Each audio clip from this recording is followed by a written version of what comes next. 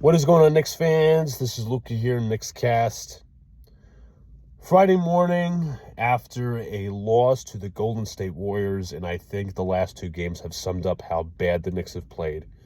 And it's not like a bad stretch of basketball, right? Like, oh, well, get over this. This is just a bad slump. This is January. We got to see what happens in April and May.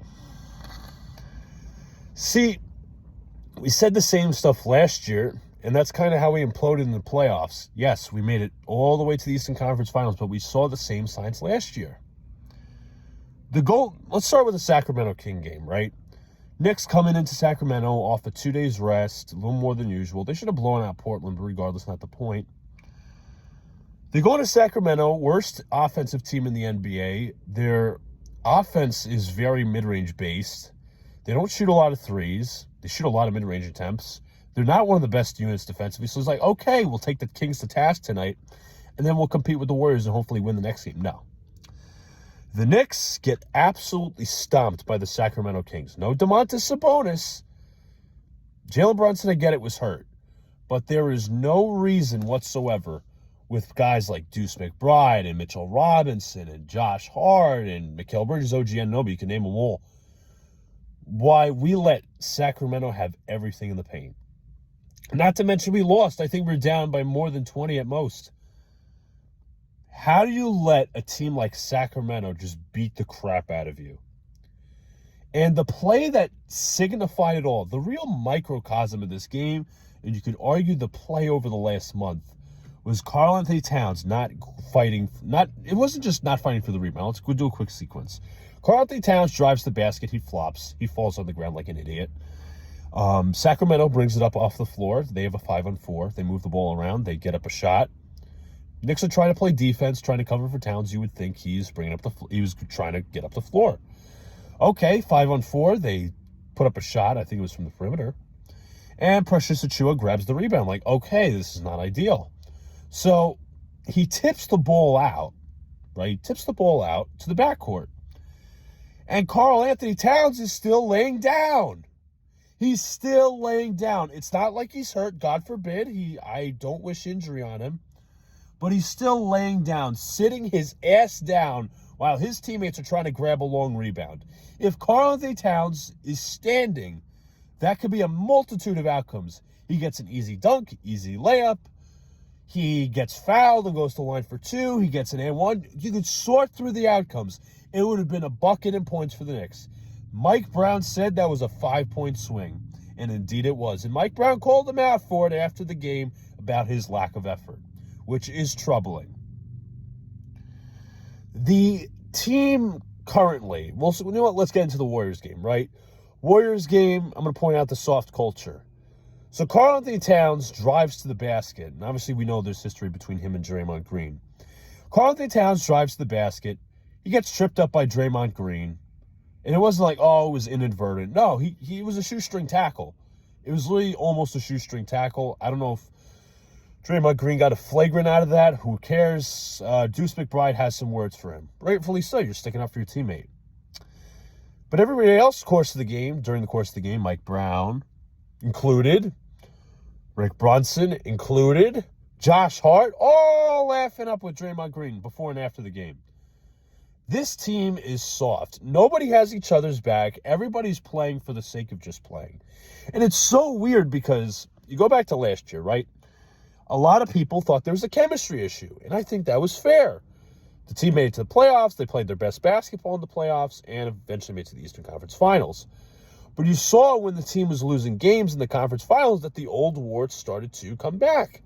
And this team lacked chemistry. They lacked any flow. They said, okay, the solution is fire Tom Thibodeau. And I'm not retracting that I wanted him fired. I did. And I'm not saying appalling revisionist history like some people are on Twitter, shockingly. Sometimes unshockingly, depends on who you're talking about and the reaction. But the simple cause last year, like, okay, let's fire the coach, bring in a new guy in, new offense, all that. The culture, Mike Brown was going to work guys in practice. He was going to hold guys accountable. But, in fairness, I would have benched Karl-Anthony Towns for the Golden State game. That Sacramento play pissed me the hell off. But that's not the point. This team looks lost. They can't play defense. They are soft. And the whole incident with Karl-Anthony Towns this game, he played fine in the Golden State game, whatever. I'm out on Towns, by the way. That's another discussion. This was very reminiscent to last year when Rick Brunson, PJ Tucker, and Josh Hart were laughing up with Draymond after the game when Karl-Anthony Towns was criticized for being absent the prior game because his family friend died. And it just shows me whether you like the guy or not is irrelevant, right? Whether you like the guy as a fan is irrelevant for this matter of discussion. You're supposed to have your teammates back. And I'm sorry, I think it's ever apparent. I don't think Brunson, Hart, or any of that Villanova, it's like Karl-Anthony Towns is like that outcast at lunch. He's that guy that sits at the end of the table while the other guys at the other end of the table are laughing at him and just talking it up. And Towns is sitting there eating with his lunchbox or whatever, being laughed at. And listen, Karl-Anthony Towns has drawn a lot of criticism, and I'm here for it. I think it's very warranted. I don't think he's a winning player, blah, blah, blah, blah, blah. You could go on about that. But for no one but Deuce McBride to have this dude's back is reprehensible. And let me say this for the record. If we trade Karl-Anthony Towns, which I think would be the right move for Giannis, does that suddenly wake up Mikal Bridges? But depends on who gets traded, right? Who gets traded in that Giannis deal, hypothetically. Does that suddenly wake up OG Anunoby from a slump and tells him, hey, you got to be more aggressive? Does that tell Mikal Bridges to stop avoiding contact at the basket? Does that tell Mikal Bridges to start making three-pointers? Does that tell Mikal Bridges to be better at navigating screens? Absolutely not. So the focal issue of this team right now is the culture. It's soft. And everybody's going to be dreaming about January 2024, all these different things. And I know people will come out here saying, we lost the Karl-Anthony Towns trade. But I think what people forget as well, because it's important to be objective, people. It's important to be objective. You could say Karl-Anthony Towns has not worked. But you could also say you haven't seen the full fruits of Julius Randle in Minnesota. And I think I tweeted this out in a very long thread. It was either after the Sacramento game or prior to the Golden State game or during, where I basically said I'm out on Karl-Anthony Towns, trade for Giannis. But I also think there's nuance to discussion where it's not black and white where, because Karl-Anthony Towns sucks, that means the Timberwolves won the Randle trade. Listen, that dude's a really good talent. He's going to be an all-star this year. Wasn't an all-star last year. The Timberwolves got to the conference finals for the second time in 2 consecutive years. But we have yet to see if Randle's a championship uplifting piece for the Minnesota Timberwolves. We got to be honest with ourselves, right? When assessing this entire trade.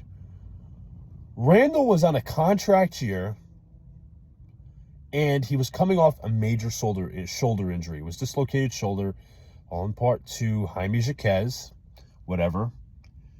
But there is, unless you believed it yourself, which, again, everybody has the right to their own opinion. I think that's justified, obviously. I don't think Knicks fans were mostly sure that Julius Randle was a championship-level player.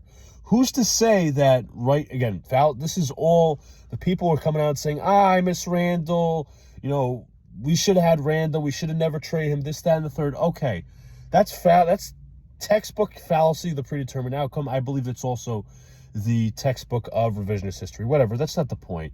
My point is the people who are going back on these statements with the whole Julius Randle stuff, I think are ridiculous. We didn't know that Julius Randle was a championship caliber player because he had flaws of his own, and I think it's wrong to dismiss that. It's being incredibly disingenuous. And here's the thing as well. Randle, the last time he played in the playoffs for the Knicks, he was bad against Miami. He was terrible. He was terrible in Game 6. He had maybe 1 or 2 good games in that series. In Cleveland, he played the first game or two and then kind of floated off the rest of the series. And people say, he was hurt. No, you don't get the benefit of that. In the old Derek Jeter quote, as I'm wearing a Yankees jacket, kind of wrong time too, but regardless, if you're playing, you're not injured. That applies for Karl-Anthony Towns, who's apparently been suffering through a leg injury the entire season. So I wanted to address the Randle stuff on that, but I want to shift the conversation back to Towns. we've kind of seen I don't want to say we've kind of seen this coming, because I guess some people have, some people haven't. So go back to the offseason. They fired Tibbs. Okay, he's not the right coach for this team. Understandable. His defensive schemes were archaic, and his offense was basically iso ball. So it's like, okay, let's get a guy who can get most out of this roster. Let's go hire Mike Brown. Modern offense. We'll see what he does with the defense. Try to make him top 12, at least league average. Okay. So you hear the quotes from Karl-Anthony Towns all camp where he's basically saying, I'm adjusting, nobody's sacrificed. All these nonsensical quotes where I basically kind of took him with a grain of salt. Maybe I was wrong for that, and I think I was. Where he was talking about nobody's having to sacrifice more than me. I'm having to adjust to a new system. It's a work in progress. All these different things. Very mixed emotions. Meanwhile, Mikal Bridges started off the year hot. OG Anunoby started the year hot. Jalen Brunson, was adjusting to the new system and started catching fire. Deuce McBride became a beneficiary of the system. Landry Shamet. Look at all the players I've just named. And Karl-Anthony Towns has the gall. And it was reported by Brian Windhorst that Towns and Mike Brown didn't see eye to eye. They might have had a confrontation early in the year, and that's probably evident. My question is bro, they fired Thibodeau to suit your strengths, not just the youth, but the entire team. And you still haven't fucking adjusted to the system. This was supposed to be a system that is leveraging your strengths, your three-point shooting, putting you at the top of the key or at the top of the high post with you as a passer to leverage your strengths. But meanwhile, you've had some of the worst production in your entire career. Your three-point shot is not falling. We're seeing the same old dumbass habits of the fouls and the turnovers and the soft touch at the basket where it's too soft, where you're not getting the easy layups. To the analytical people out there, and I'm not calling them out, this is what the common argument is, he needs to have his three-point ability leveraged. He needs to be in the right lineups. He needs to be this in terms of pointing things out on our coaching. Okay, it's suitable, but does maximizing Towns in the right lineup, all of a sudden mitigate his foul troubles, his turnover troubles, his defense troubles overall? Does that do that? I don't think it does. You're seeing the same old stupid habits. And it's not this just came about. This was here last year. This has been the case study of Karl-Anthony Towns for his entire NBA career. And it's sad because he's going to go down likely as one of the best or even greatest three-point shooters as a big man for all time. But it's such a wasted talent because he didn't leverage his game on the other end. Or at least better his game on the other end. And I'm sorry, he didn't care to. He got Tibbs fired in Minnesota. Jimmy Butler couldn't stand him. Draymond couldn't stand him. I mean, he can't stand him overall. Not that Draymond is a serious basketball player. I mean, he is, but enough said about him. But Karl-Anthony Towns has to go, man. And by the way, as I said earlier, Karl-Anthony Towns, getting rid of him is not going to be the sole fix for this culture. I'm sorry. Mike Brown needs to step up as a leader. Jalen Brunson needs to step up as a leader. Can't play this. This isn't high school. This isn't college. This isn't the Nova boys anymore. Tell your boys to step the F up. And I get it. First of all, Karl-Anthony Towns is your damn teammate. I'll say it once before. I'll say it again. Whether you like the guy or not, he's on your team. And second of all, go out there and play for him. Go out there and fight for him. Because you sure damn know that if, God forbid, you got hurt or something, or victim of a brutal hit, or whatever you want to say, if somebody was talking mad shit to you, you would want your teammates to stick up for you. And is Karl-Anthony Towns really going to put the whole soft stuff aside? Would Karl-Anthony Towns really be would he be not justified to not just stick up for you? Or Josh Hart and Mikal Bridges, who are just flangling along? I'm sorry, he would, I wouldn't blame him if he wasn't sticking up for his teammates, because his teammates kind of just put him in a corner. And I get it. Karl-Anthony Towns is a reprehensible basketball player at times. He has moments where he's great, moments where he's not good. But my final point is, the overall culture of this team sucks right now. It's the same signs from last year. The defense is getting worse. Nobody can stop a lick, whether it's Mitchell Robinson, Mikal Bridges, OG Anunoby, Deuce McBride, Josh Hart, whoever you name it. The shots are not falling consistently right now. I mean, Golden State, they put up as much points as they can, but weren't getting stops. Sacramento, they weren't hitting their threes. I think they were like 1 for 19 or something like that. I'm not sure. Could be wrong on that, but the Knicks were not creating easy looks. They're turning over the ball way too much. But this culture is bad right now. And how do you fix it? The real question is, how do you fix it? Mike Brown has to start demanding more accountability. That's why you're a head coach. That's why you're the leader. Leadership has to demand more, as in Jalen Brunson. I'm not saying, you just have to talk to Towns. No, you got to talk to your boys. Josh Hart, Mikal Bridges, OG Anunoby, tell them to step the F up. Because it's not just on Towns. It's on them too. Deuce McBride hasn't developed a lick. That's a lie. Hasn't defended a lick for a little bit now. There's no resistance in defense. They need it because if I'm not mistaken, guys, we already had a players-only meeting. And when you get to that point, you either suspect that something bad has happened, number one, or number two, things can go bad from here, things can get better from here. So, effectively, that players' meeting did shit. But right now, the onus to get this thing turned around, I'm looking at Brunson as not only as a player, but as a leader. I'm looking at Mike Brown as the head coach, as a leader, and as somebody as the X's and O's coach that the Knicks were supposed to hire. I'm looking at Karl-Anthony Towns, even though I want him gone. I'm going to root for his success as long as he's here. But at this point in the game, the Knicks really need to start soul-searching and turn this shit around. Because I'll say this for the record, Jonathan McRae made a great point. In his opening monologue, he was either for the Kings or Warriors postgame. He said this Knicks team can beat anybody. They also can lose to anybody. You see teams like Boston. They're ahead of us right now. No Jason Tatum, no problem. You see the Pistons right now. They're dealing with injuries. No Duren, no problem. You see all these teams hurt. But yet, us, when we lose Josh Hart, all of a sudden our play just goes down how many levels. And with him back, it hasn't really gotten much better. I'm sorry. But I'm heavily disappointed in this team because it's not like they're talentless individuals. It's not like they're talentless hacks. This isn't like Ron Baker and Sasha Vujacic and whoever you can name. These guys are talented. These guys are getting paid the big bucks. It's safe to say Cat, OG, Bridges are not living up to it right now.